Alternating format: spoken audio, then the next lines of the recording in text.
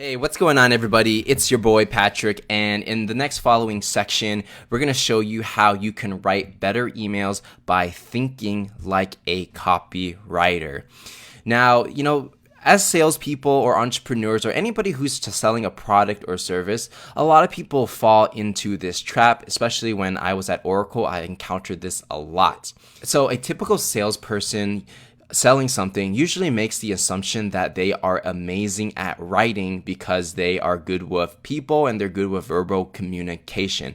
But the thing is, writing and verbal communication are actually completely different skill sets. So there are some overlaps in terms of, when it comes to understanding people, but just because you're good at talking to someone doesn't mean you are great at writing effective cold emails that will get someone to take an action. So as we go through this lesson, it's important to really humble yourself and soak in all the information, because there are going to be things that you may already know, but they are going to be a lot of things that you may not have known, and it's going to help improve the effectiveness of your emails. Now, copywriting 101. So the definition of copywriting for the purpose of this course is the art and science of strategically delivering written words that get people to take some form of action. And the thing with selling and words is that, it uses a lot of psychology, and especially influencing the person's subconscious into getting them to take an action. Now, of course, there is a art to it because it is a art form of writing, and there is a science to it in terms of there are certain things and triggers that you can pull in someone's subconscious that will make them feel a certain way. So we're going to cover, copywriting as an art and science for you to improve your writing. Now, do not worry if you have not written many cold emails in your life and you believe that you are not the best writer. That's totally fine, because we're going to show you exactly what you need to write and how to write, even if you are just starting out, and you can get some effective results right away. So copywriting, there's a lot of study that goes into this. There's the Ogilvy books on advertising, Bird by Bird, Wired by Story, and, Gary Halbert. So copywriting in itself, it is an entire world that you could dive deep into.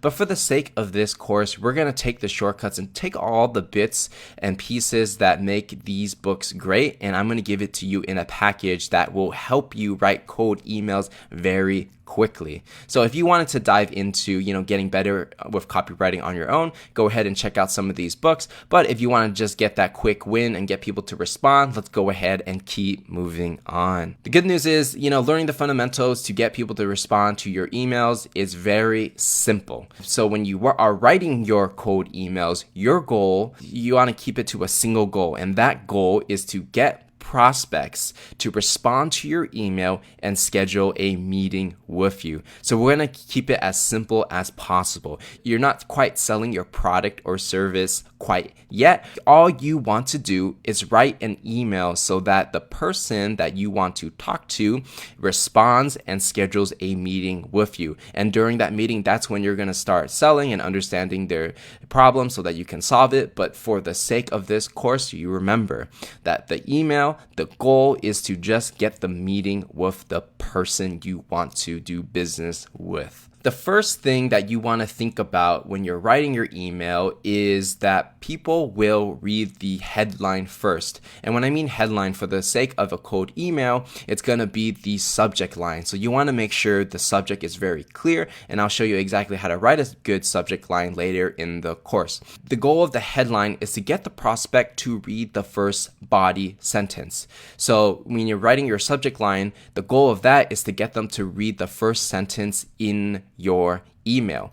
And the goal of the first body sentence is to get that prospect to read the second body sentence. So if you think about it one at a time, each sentence, the goal of each sentence is to get the person to read the next sentence. And the reason is because you may have great product or service and you could really help out somebody, but if they don't even read the first sentence of your email, then there's no point. So that's why as you write your emails and you write your sentences, you want to think sentence by sentence, because every sentence does count and you want to get them down the slippery slope to read the entire email. Again, right? You're getting the prospect to read every single sentence until they reach reach the end. And at the end of the email, if you get them that far, your goal is to get the prospect to take an action and schedule a meeting with you. So that's generally how you want to think about writing your emails. It's all about getting them to read the entire thing and then have a call to action at the very end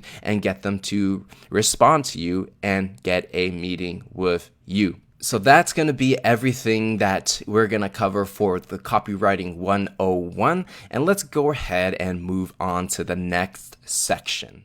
All right, next up, guys, we're going to show you how to write effective subject lines. Now, again, subject lines are super important because it's going to be the first thing a person reads when they check their email. Now, so the goal of the subject line is to get your prospect to open your email and read that first sentence. And with the subject line, you want to clearly communicate why you're reaching out, and you want to get enough of the prospect's attention to get them to read the first sentence of the body paragraph. So in a way, you have to think of it like you're offering value, you're very clear on what you're trying to accomplish, and you're inspiring curiosity for them to continue reading your email. With subject lines, it's very important to appeal to emotions, and you mainly want to tackle pain. So there's a lot of emotions that you could go after, but if people don't experience a pain, it's very unlikely that they're going to want to take a meeting with you and buy something. So it's all about appealing to people's problems. So there's a thing called latent pain. And basically, a latent pain is a pain that a person experiences but may be unaware of the pain, or if a solution to the pain exists. So that means it's any type of pain a person feels, but they don't really know that there's a solution for it. A realized pain is a pain a person is conscious of and may be actively seeking to solve. So what you want to do is you want to get a latent pain that somebody has and turn it into a realized pain and bring this into the consciousness of a person. An example of that is, let's say you're trying to do business with a ice cream store, but this ice cream store gets customers, but the funny thing is maybe they aren't on Yelp and they're losing out on all that traffic on Yelp, which will result in foot traffic. So if you email them and you bring up the idea that all these other ice cream shops are using Yelp to drive foot traffic into their door, you're basically turning a latent pain, they may not even have cared about Yelp at all, and you're turning it into a realized pain so that they're like, oh shoot, all my competitors are doing it, maybe I should look into it too. And so they go on to read the rest of your email. Now, with subject lines, common pains that most businesses experience is that they want to save time, they want to save money, and they're not making enough money. So in a way, if you're emailing somebody and you're basically saying, hey, I can save you time, I can save you money, and I can make you a whole lot more money than you are right now. Of course, that sounds pretty interesting enough to take a meeting to see what it is about. So when you're looking for pain, what you're doing is you are looking at what they value the most. And for the most part, most people value time and money when it comes to business. Now, you want to make sure that you are speaking in your prospect's language. You don't want to use, any jargon that they may not understand. You want to speak in the way they speak, and sometimes it's a little bit more casual, or think of it like bar talk. Like if you go up to someone at the bar and you're talking to a friend, what are you going to say to, help them out and provide value? Don't sound too salesy, don't sound too markety, just be normal. And so I'm going to give you some examples of some great subject lines you can take inspiration from and apply them for your business. So what you want to do is you want to figure out what your unique value is for your product or service, and you want to combine that for the prospect. So one example is generate more leads for your sales team. So if somebody has a sales team and you can show them how to generate more leads, which will help them get more sales, and you're basically saving them time and you're increasing the money they make, that might be enough for someone to say, hey, let me go ahead and read the rest of the email. A second example is increase your online sales with Facebook ads. So let's say you are a Facebook ad consultant and you're basically saying like, hey, I can get you more sales using Facebook ads. And maybe if they are interested in Facebook ads at the time, they might go into the email and read the rest of it. So I mean, the main thing, no matter what product or service you have, is you want to think about what your unique value is for that prospect and think about how you can save them time, save them money, and help them make more money. So another example that we're going to use is you basically put in your unique value and then you put your company name at the end. And so when you're using the company name, it kind of identifies who you are. And if you have a strong brand, it may help get that email open. So an example would be generate more sales with direct mail Lob. And so that's something I might say, when I used to work at Lob and I want to help people generate more sales by selling my direct mail software.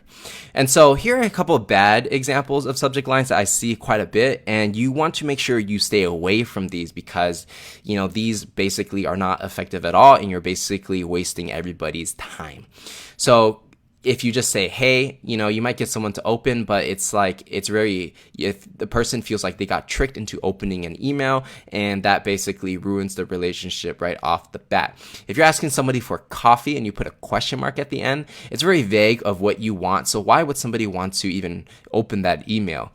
Same with touching base, very vague. Your help, that's also very vague because it's like your help for what exactly, right?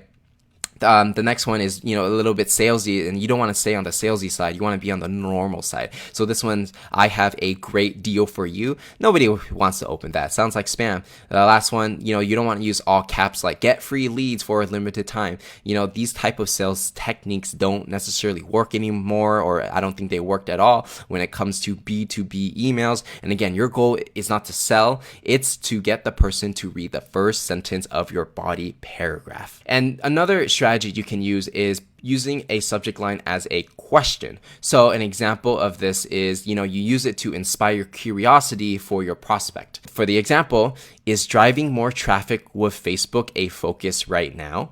In this example, you're basically saying, you're asking them a question, is using Facebook to drive more traffic, in turn, that will generate more sales? Is that a focus for you right now? If it is a focus, then you're like, yeah, it is kind of focus. I've been thinking about it, and they might read the next sentence of your email. So that's everything when it comes to crafting a good subject line. Again, it's all about appealing to a person's pain, helping them save time and money and make more money. You want to put in your unique value, and you want to make it crystal clear on exactly how you are going to help them. Make it simple. Don't use jargon, use bar talk, and you will get your emails opened. What's going on, guys? So now that you know how to write effective subject lines, we're going to show you how you can address the prospect, and this is going to come right before the first sentence of the body of your email. So when you're addressing a prospect, here are a couple good ways you can do it. You can either say hi and then their first name, or you can say hey and then their first name. I've used hi and hey extensively, thousands of times, and I didn't find any significant difference between using hi or hey. Go ahead and use whichever fits your style the most, and just keep it simple, casual, professional. Hi and hey and then their first name, hits all the check marks that you need to hit, and it works. So here are some bad ways that you do not want to address a prospect in. So if you don't address them at all and you just dive into the body of the email, like start with, hey, let me tell you about blah blah blah. Nobody wants that. They want to be addressed in the beginning, and that's very common for business. So do not forget to put the hi or hey and then their first name. The second bad way to address someone is to say, to whom this may concern. Right off the bat, that sounds very formal in not the best way, and it makes you sound like a stranger. And so people like to buy from like-minded people or people that they can relate to. And if you do this, you're basically putting yourself in a box where it's difficult to relate to you. In the same case for using dear, which is very uncommon, or using something really informal like yo. So again, you want to use hi or hey, which pretty much works 99.9% of the time.